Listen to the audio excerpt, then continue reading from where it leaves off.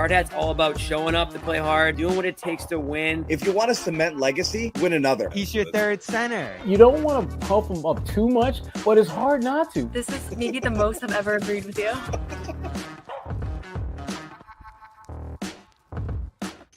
Hey, Bobby Manning here, and welcome to a Thursday edition of the Garn Report, off day for the Celtics.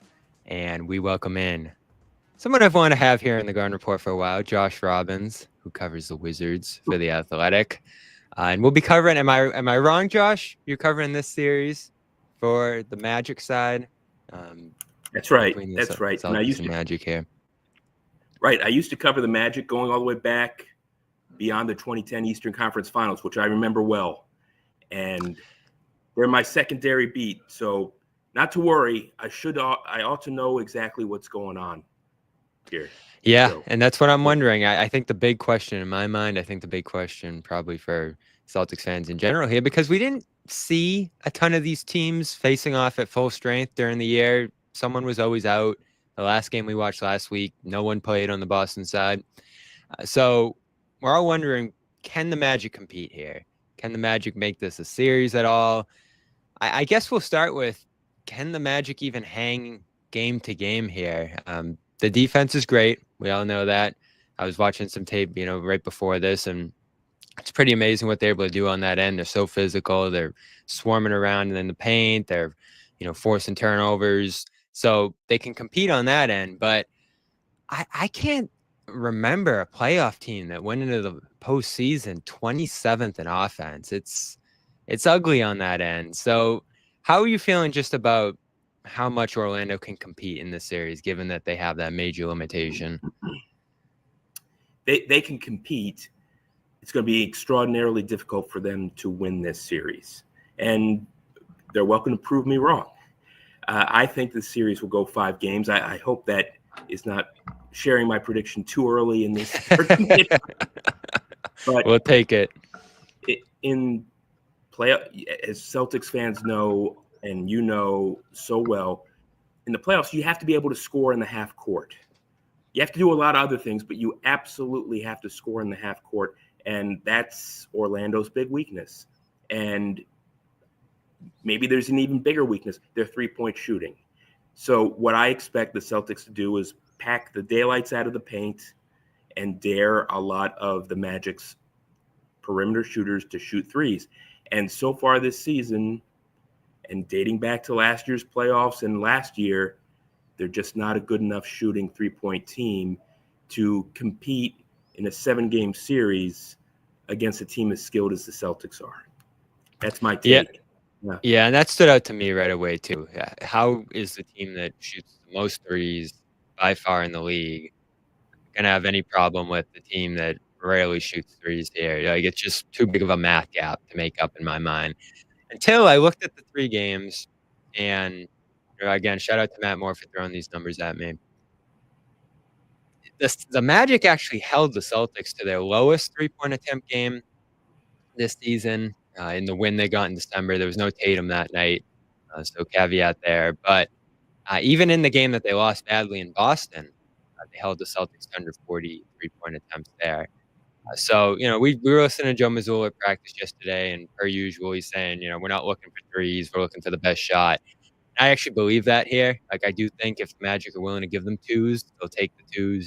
Porzingis post-ups, Brown. We'll get to Brown in a minute here on his health going into the series. But I do think they're in a good position to take 2s if the Magic are going to run them off the line. But at the very least, the Magic's 3-point defense, and how much they limit the amount of threes that opponents get off, at least puts the Celtics in an unfamiliar situation. There aren't a lot of teams that sell out to take the 3 away against them to the degree that the Magic do here.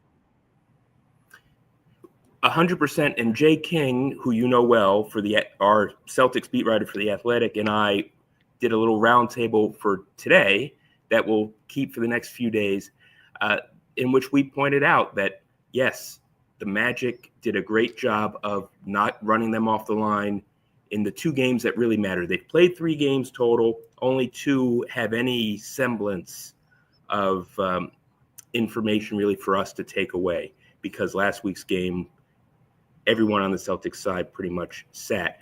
33 threes attempted, I think, in the Celtics loss right before Christmas, and then 37 in the Celtics' big win in mid-January. So that is not a fluke.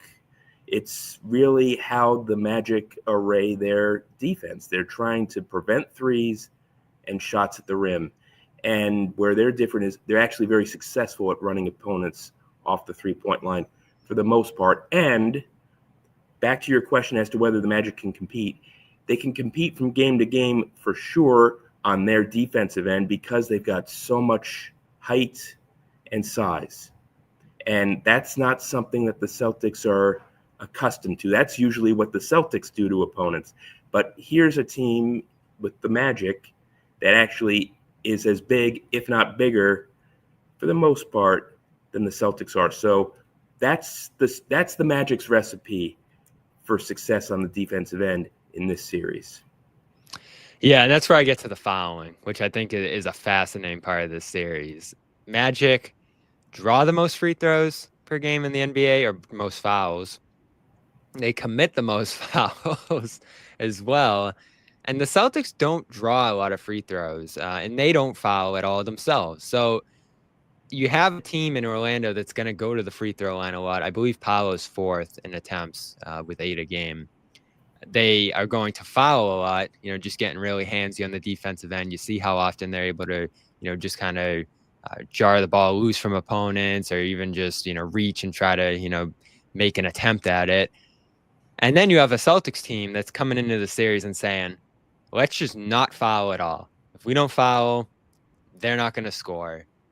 But they're not going to get to the free throw line very often either. And I do think to that moment in that play-in game, which I believe you were at, Josh, the Hawks Magic one the other night, Trae Young's ejection, the frustration that he showed in that game through the officiating, just through how physical the Magic were with him.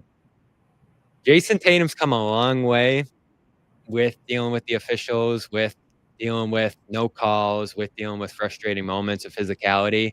I do think he's in a much better position to deal with that now, obviously, than earlier in his career. But there are going to be moments, and I think he had, 13 texts during the season? He's not afraid to show his frustration when things get physical, when he's not getting the calls. And, he took it in stride yesterday. I asked him about it. But the physicality of this series, the amount of fouling, and maybe fouling that the Magic might get away with here, is going to be really interesting to me. And then obviously for the Celtics defense, they're really good at not fouling. But as we saw in that Atlanta game, Paolo's just going to embrace contact, throw himself into the lane, draw fouls after fouls here. And that's the Magic's path to scoring in this series, really, is can they generate more free throws than the Celtics do here by a wide margin?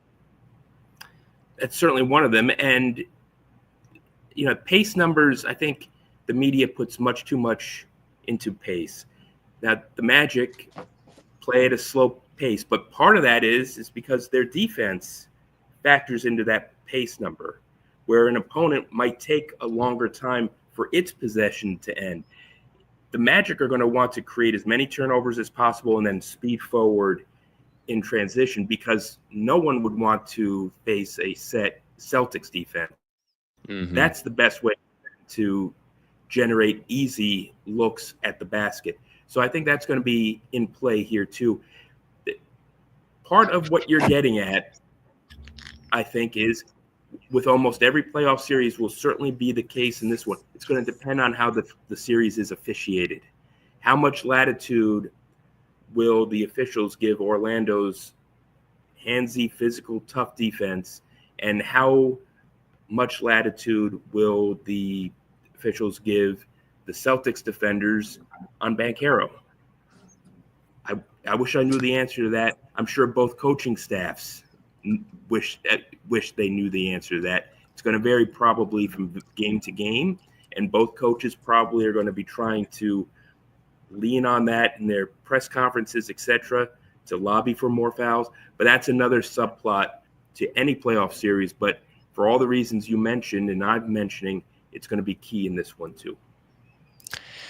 And Paolo is going to be the key there of course, for the offense for them. 25, 7, and 4 since he came back from the injury in 41 games.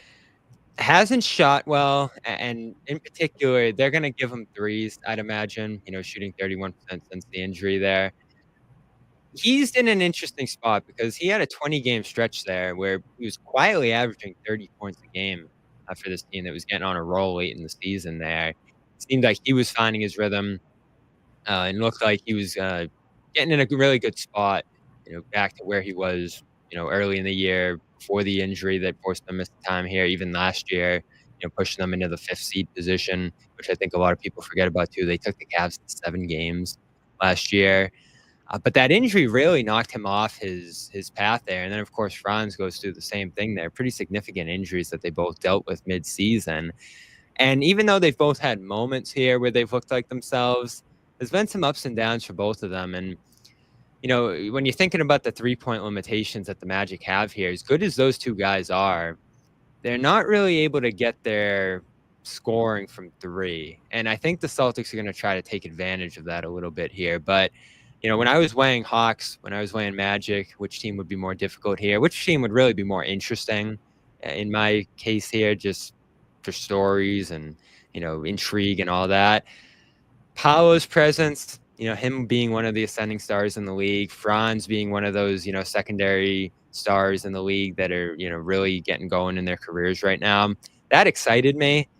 But they both had this weird season where, they're both dealing with the same injury there, an injury you don't hear about much, and one that seems to have affected them pretty heavily, I'm sure, this year. It's one of the strangest seasons I've ever seen, period. I mean, Paolo Banchero starts the first 5 games, and I think he even had a 50-point game there, which showed what he was heading toward, and then he tears an oblique muscle, misses 2 months. And in that time, Franz Wagner was playing all-star caliber basketball. And then in early to mid-December, he tears an oblique. And it took Paolo a long time to get back into a rhythm, partly because when you have that injury, you can't really run. You can't run during that, at least the early stages of that injury, even though it's an upper body injury. And he certainly couldn't do any basketball work. And so when he came back, he wasn't in his typical shape through no fault of his own.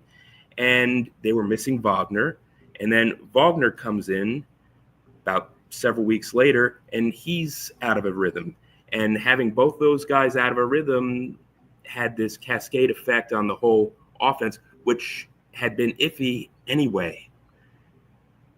A big problem. And then meanwhile, by the way, they're missing Mo Wagner, who was playing like that's a big one. And Mo Wagner can get 10, 12 points in his sleep, really. So you lose him, you lose a huge contributor to your offense off the bench. And there is no Jalen Suggs. And Jalen Suggs, even in a series that includes terrific defenders like Derek White, Drew Holiday, Tatum, Brown, you could make the argument that the best perimeter defender among those 5 guys is Suggs. Make an argument.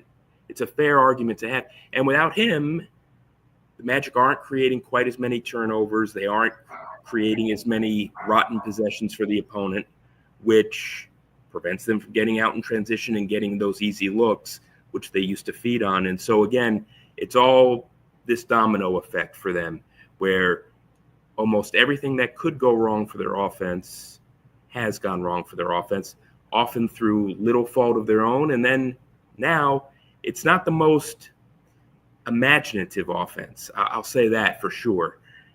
But these are all factors that work against them, against a tremendously skilled, tremendously experienced team in the Boston Celtics. The Boston Celtics, as you know, they're world champs for a reason. So what has gone wrong with the offense down there this year? Because you look with the Powell absence, with the Wagner absence, and then at that same time, as you mentioned, Suggs has that crazy back spasm moment there midway through the year where he's going off this court in a wheelchair, and you're like, oh, gee, like this is just a cursed season for these guys. So at that point, when you're missing those 3 guys from massive amount of time in the middle of the season, you're like, all right, that's why they're bottom 5 here. in offense. When they come back, they'll turn it around. And those guys have been back for a while, Wagner and Paolo, and it never really turned around. And again, I'm just perplexed at how low they rank here. You don't see, especially in this modern era where it's all offense, a team that heavily uh, leaning toward defense, making a playoff spot here. It's not too dissimilar from last year when they had an elite defense and a struggling offense. And they still took a very good Cleveland Cavaliers team last year to 7 games and arguably should have won that series. They had Cleveland on the ropes game 5 in Cleveland. And then even in game 7 in Cleveland, I think they had something like a 17-point lead and lost it. So this is how they're constructed in part. When this team was assembled largely through the draft, not entirely through the draft, but mostly through the draft, that front office has prioritized length, positional size, and kind of this defensive orientation, right? And it's worked perfectly in that sense. What they didn't emphasize, for the most part, with 1 or 2 rare exceptions, is drafting shooting. And the shooting from distance has never quite come around. It hasn't come around for Jonathan Isaac. It hasn't come around from distance, for the most part, for Banchero. It hasn't come around for Franz Wagner. Last year's Suggs, it did improve. That's part of what's at play here. They didn't draft high-level outside shooters who also defend, for the most part. And so that's on top of everything we've discussed, the injuries, the lack of rhythm, the loss of 2 key players off, both Suggs and then Mo Wagner. That's also what's at play here. They're just not a great shooting team to begin with. Yeah, you go up and down the line here, and they're 31% as a team, which is staggering. Banchero mentioned 32, Wagner 29. KCP, who you thought might come in and help in that department, only 34 this year. Carter's 23, Black 31. Up and down the line, Tristan Da Silva, again, a guy you would have hoped would have come in and done some of that, 33. There just aren't threats up and down the lineup here. Now, Cole Anthony's going to have to come in and probably create a bunch of them. Gary Harris can come in and hit some here and there. Caleb Houston seems like he's playing a little bit more now. So they're probably going to have to just mix and match guys to find some shooting here because it's such a big part of the series. But, when I try to play up, can the Magic compete here? Try to create some intrigue in this series. That's the biggest hurdle to get past. The Celtics should hit threes in their sleep. They show up and they can hit 10 in the first quarter. And what are the Magic going to do at that point? There's really not much if the Celtics are hitting theirs. So they're going to have to stop them. And they've done a decent job of that through the games that they've played against Boston so far. But like one in Boston started to pile up on them a little bit, and they gave up 120 in that game. So I want to take a quick break here before we do shift over to the Boston side. Get Josh's thoughts on some of those. Check out Game Time. If you're in Boston this weekend, want to see the game, Sunday, 3:30. They got your tickets over here. And it's a tough ticket for the playoffs in Boston. If you're down in Orlando, it might be a little easier to find one down there for this series. And I'm sure a lot of Celtics fans are down around that area as well. I've seen a ton of them playing in the Kia Center there. So go check out Game Time for panoramic views of your seats. Maybe you've never been on the road and haven't seen, what the seats are looking like in these arenas. Love that feature over here. All-in pricing lets you know what you're going to pay ahead of time. And it's not just sports, it's concerts, comedy, events, up and down the line. You can find them here. Hockey playoffs coming up as well. And baseball is getting going again as well here as weather gets warmer. You'll want to get out to Fenway and wherever else you are around the country here. So check out the Game Time app. Use the code CLNS and get $20 off your first purchase when you go over there. Terms apply. Again, check out the Game Time app. Download it. Create an account. Use that code CLNS. $20 off your first purchase. Terms apply. What time is it? Game time. So, what are you thinking about the Celtics coming into these playoffs, Josh? Not much changed over last year. They were only 3 games off their pace. Everybody's healthy except Jalen. We'll see. Seems like he's healthy at this point, and you're responding well to that shot. What's your biggest question with them coming into this postseason? Well, I would just say this right before you went to that read.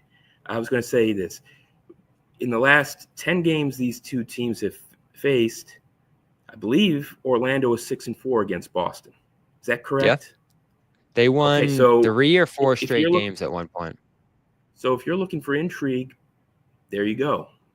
There's a real school of thought throughout the league that this is actually, and I'm talking about at the beginning of the season, before Suggs and Mo Wagner got hurt, that in terms of if the Magic were going to be a top 6 seed, and that's what the expectation was in Orlando before all these injuries, that the team Orlando was better constructed to face in a playoff series was actually Boston over New York, because Wow. New York has shiftier guards that are a little bit tougher for the Magic's size and perimeter defense to stay in front of, just a little bit more.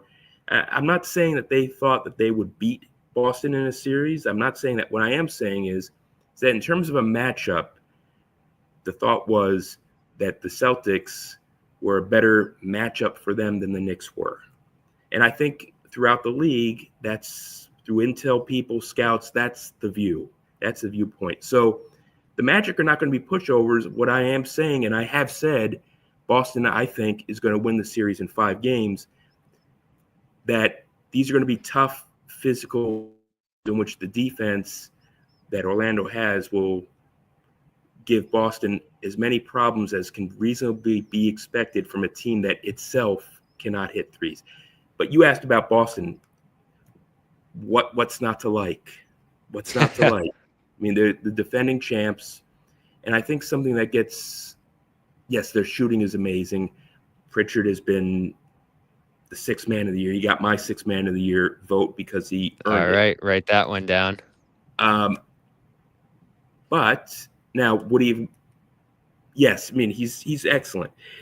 My point is this: the one thing that gets overlooked with Boston is just how good their defense is, right? And you have 4 world-class perimeter defenders there: White, Holiday, Tatum, Brown. That is an assemblage of defensive talent that is amazing. And there you go. If there's a weakness here, and I look forward to hearing your update about Jaylen Brown, it's Porzingis. I covered Porzingis for 2 years in Washington. Can you count on him to stay healthy? The answer is no, you can't. His whole career has shown that. Now, he's an excellent player when he's healthy. The Celtics are doing a great job to manage him. He's doing everything he can to stay healthy. But that's the issue. That is one of the issues with Boston. And if we're listing all 16 teams playoff issues entering the playoffs, Boston has the fewest number. Okay. Yep. So to some degree, I'm picking nits here. And now I'm rambling. So that's what I think about Boston, but that's also where I think some of Orlando's opportunities are in the series. Yeah, it's always health, right? Like that's every team's biggest concern going in.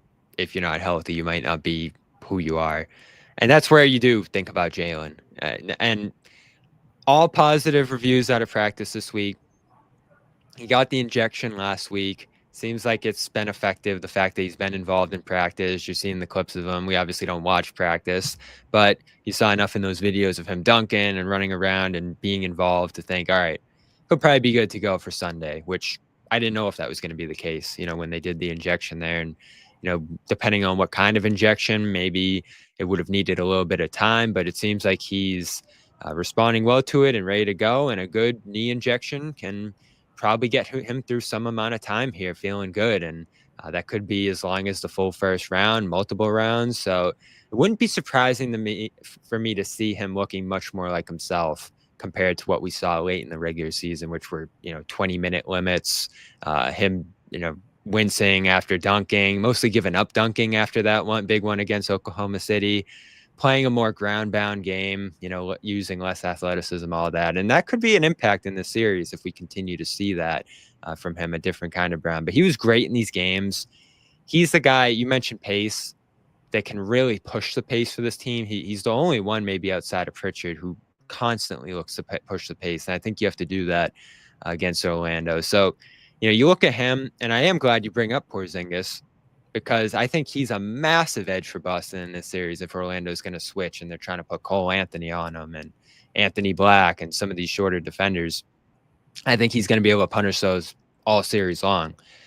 But, and I know there's a 2-day gap between games 1 and 2, but when we get into that postseason flow of, game, off day, game, then game, travel day, game, how does he hold up in that case? Because, he's not in that place where Kyrie was a handful of years ago, where he's playing once a week. Curry this year, managing himself a little bit and playing less often through some of the injuries he's dealt with. Even Porzingis with the back-to-backs off and just heavily managed, and probably some games where he's only playing 20 minutes because they're up by 25. When you get into that place of, all right, you're playing 35 minutes every other night now, how does he hold up through that? And then for Jalen, again, he was under 30-minute limit last time we saw him. So for a guy who averaged 37 minutes a game last postseason, are you seeing that many minutes for him right away coming off this injury here? Those are two key things for Boston here. And again, they made it through the whole postseason, Josh, last year, pretty much without Porzingis. So we've seen them do it before with a major injury here. But those are two big things to look for with them going into this postseason, whereas you mentioned there are no other real concerns here for this roster. Yes. What makes Porzingis so dangerous is that he allows them, with their starting 5 when he's there, to play 5 out, which then makes it more difficult for any opponent, including Orlando, to defend. I would like to push back against the thought that he's this great post-up player. I don't care what the numbers say. Okay, Porzingis? I don't care what the numbers say. If you're talking about someone who can get a ball, catch the ball, and then make a quick turn to shoot, no question. There's no question about that he's dangerous there, because who can block his shot? Hardly anyone. All right, Wemby, right? Maybe Davis. But again, I saw it in Washington for 2 years. If he catches the ball far enough away from the basket, he's not going to be backing down shorter players, partly because his hips are so high. It's a balance. Now, again, I'm picking nits here. I'm not saying he's a bad player. Far from it. I'm just saying he's not someone who's going to grab the ball on a post-up 18 feet from the basket and back down a guy with physicality like guys in the 80s or 90s used to. That's not his strength. That's not his strength. And so, and by the way, I don't expect many instances in which he'll be posting up Cole Anthony either. So in terms of what makes him so unique is that he's a great 5-out player. They're going to have to account for him on the trail 3 at the top of the arc. So yes, he's an advantage, but really, I think Boston's strength is none of us pay enough attention to is they have 4 world-class perimeter defenders, and hardly anyone else in the league has that number of great world-class perimeter defenders. And they've got 4, and they're all in the starting lineup. I mean, it's a remarkable – I'm thinking a lot about Holiday going into this series, because to me, he's primed to be that player who didn't look great all year, had that injury, the finger that, knocked him off his path a little bit, but quietly got back to 39% three-point to close the year. You mentioned the things he's able to do defensively. We didn't see Boston put him on centers, a guy like Paolo, who, playing way up positionally there. Those kind of assignments that we saw him do regularly last year. I do imagine a scenario going into the series, going into the playoffs, where he just flips a switch. And all of a sudden, you're seeing him guard Paolo. You saw him guard Goga Batadze in the first game there for a number of possessions. He's roaming around off guys, stealing the ball on handoffs. I could imagine Holiday having a huge series here, and I am glad you bring him up, because I think through more of a low-key regular season here and rest nights and injuries and everything else he dealt with, he probably got overlooked. And I did it too. You know, we all watched that Memphis game where Memphis left him open and he shot like 8 for 26. I think we all overlooked a little bit Holiday and what he did for this team last year compared to a slower season this year. So if he's back to that Holiday we saw a year ago, it's another difference that makes you go, ooh, there aren't a lot of teams, if any, in this team's class right here. And they can all shoot. Almost everyone on that team in the main playing rotation can shoot. And they shoot, they defend. They're made for playoff basketball. So that's why they're great. That's why they're the defending champs. That's why they're the favorites to win the whole thing again.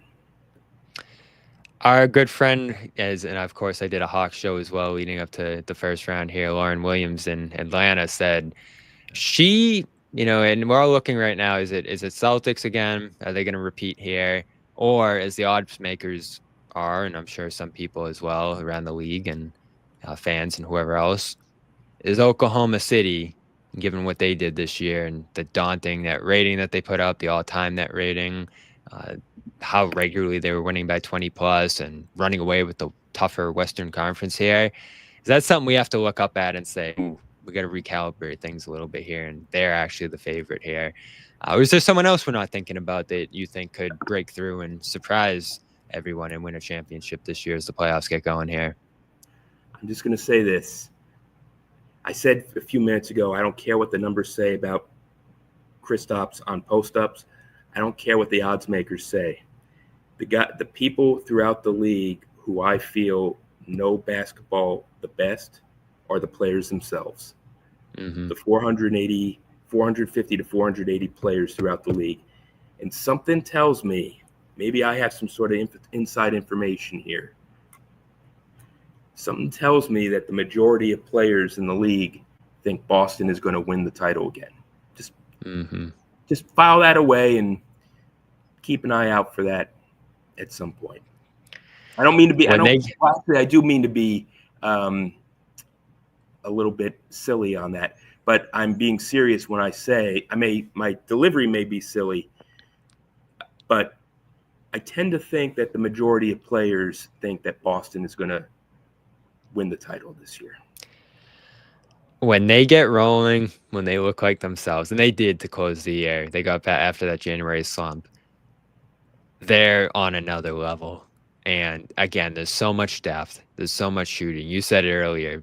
You almost overlooked the defense because of how great the offense is. They're loaded and they're healthy going into the postseason, it looks like here. And that's about as big of a strength over the field as you can have. And again, for the Magic here, Paolo getting going late in the year, but coming back from an injury. Wagner, same deal. No Suggs in this series. No Mo Wagner as well in this. Is there any, before we let you go here, is there anything that you think the Magic have an edge in this series? Or what's going to be their X factor? What's going to be the key to actually competing in this series for them, if you could point out one thing? I don't think, no matter how far Boston goes in the playoffs, with the exception of Oklahoma City, and maybe at times the exception of Cleveland in a potential finals match, Eastern Conference Finals matchup, they're not going to face as good defensively as this one, as Orlando's. And it remains to be seen if they're going to face a team that's as physical as Orlando is. And I'd reference what Trae Young said after the Hawks play-in loss down here in Orlando the other night. Orlando's a very physical team, tough.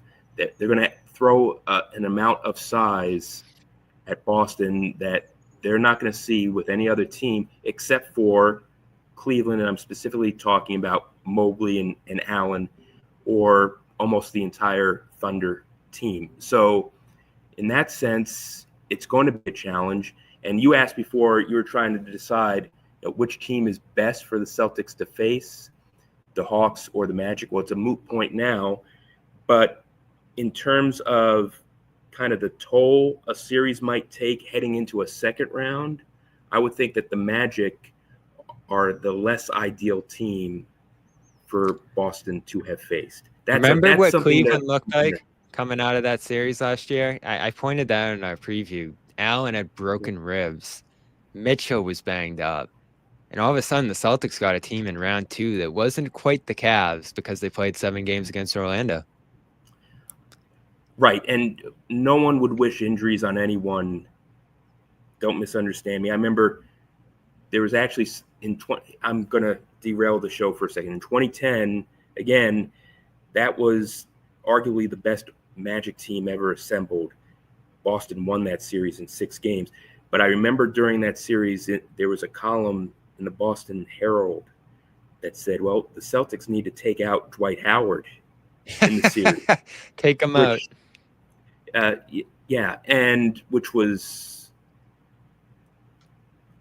that's crossing the line, of course. I mean, this isn't hockey. This isn't hockey. This isn't old school NFL. At any rate, injuries, unfortunately, are a fact of the game, and wear and tear, unfortunately, is a fact of the game. And you're going to be sore, and when you after a series against Orlando, the question is, does Orlando take you to 7 games?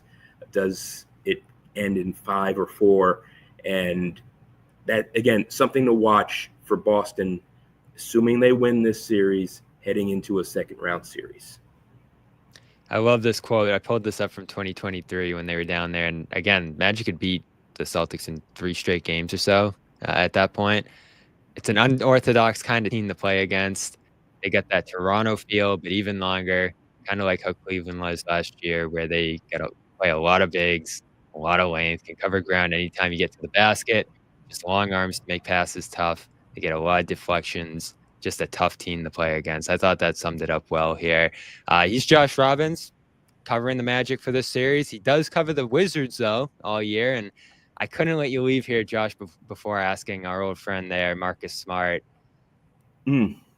What's next for him? Traded to the Wizards this year. Comes a bit of a veteran leader. We saw him back in Boston a week ago or 2 now. Sat out that game. 1 year left on his contract. Is he going to stick around here in Washington and be that veteran mentor type for this team, or could he be finding a new home this summer? Remains to be seen. He's been great for them in terms of adding a toughness that young guys need to see. He's been not just a willing teacher, an enthusiastic teacher. He's been great for them. So the reality is, next year's draft is better than this one. And the Wizards have a top 8 protected first round pick where they're going to be incentivized to keep that pick. And you have to ask yourself, is keeping Marcus Smart, is keeping Chris Middleton on the team for a full season or up until an All-Star break, putting that top 8 pick in jeopardy? So I don't know the answer yet. And if I were to say I did, it would be dishonest, except to say he would add toughness to any team that so many teams lack. And the Wizards lacked until he arrived and Middleton arrived. So he's been huge for them, and in some ways almost too good for them. So we'll see what happens. Now, if they get either the number 1 or number 2 pick, you almost need to have people like Middleton and Smart around to help get that kind of Cooper Flagg or a Dylan Harper off to the best possible starts. So again, there's so much in play here. I'm having problems keeping it all straight myself. Yeah, you get Cooper Flagg, all of a sudden you probably want to start winning a little bit there. You don't have to tank the next year necessarily. And it's a good point. Those guys could be pieces in that. And I like the talent they're assembling down there in Washington. You can read all about it next season with Josh Robbins. But first, Celtics Magic starting Sunday, 3:30. You'll be up here in Boston, I'd imagine, Josh. So we'll see you then. Thank you for your time here. today. And again, follow his coverage over there on The Athletic. Go subscribe. Go check out the roundtable he did with Celtics reporter Jake King that he mentioned earlier as well over there. Find him on the Twitter machine at Joshua B. Robbins. I'm Bobby Manning. We will probably have some more content for you tomorrow. Practice on Saturday. Still a few days to go here before the series gets going. So we'll keep previewing it. We'll keep talking about it. And great to finally welcome you on here, Josh. Thanks for stopping by. Happy to be here. Thanks for having me. No one's sneaking a vegan brownie by me, I'll tell you that. Okay, you know what, John? We're going to do it. You have to feel that way too, Bobby. I have to Same. feel that Same way. to you. Let's slide Al over and make Luke your first center. Bobby, we gave you Luke hour early. We're not going to end this on a damn conversation about Luke